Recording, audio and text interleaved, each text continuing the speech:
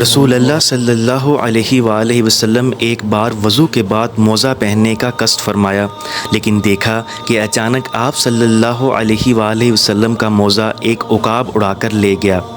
آپ صلی اللہ علیہ وآلہ وسلم یہ ماجرا دیکھ کے حیران ہوئے۔ تھوڑے ہی وقفے کے بعد آپ صلی اللہ علیہ وآلہ وسلم نے دیکھا کہ عقاب نے موزہ کا منہ زمین کی طرف کیا، جس سے ایک سیاہ سانپ گرا۔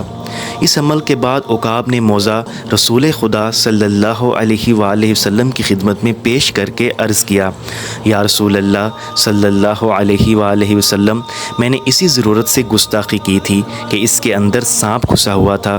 مجھے حق تعالیٰ نے آپ صلی اللہ علیہ وآلہ وسلم کی حفاظت پر مامور فرمایا، ورنہ میری کیا مجال تھی کہ آپ صلی اللہ علیہ وآلہ وسلم کے حضور ایسی بے ادبی کرتا۔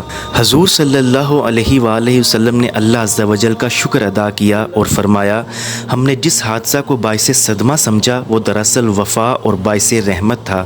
عقاب نے عرض کیا کہ میں نے ہوا میں اڑتے ہوئے موزہ شریف میں سانپ دیکھ لیا تو یہ میرا کمال نہیں، یا رسول اللہ صلی اللہ علیہ وآلہ وسلم، یہ آپ صلی اللہ علیہ وآلہ وسلم ہی کے نور اور روشنی کا فیضان اور عکس تھا۔ آپ صلی اللہ علیہ وآلہ وسلم تو سراج منیر ہیں، اگر کسی دل کے اندھے کو نظر نہیں آتا تو یہ اس کا اپنا قصور ہے، کیونکہ تاریکی کا عکس تاریک ہی ہوتا ہے۔ درس حیات: آئی ہوئی مصیبت کسی بڑی مصیبت سے بچانے کا ذریعہ ہوتی ہے، اس لیے حالات کو سپرد اللہ ہی رکھنا چاہیے۔ بسم اللہ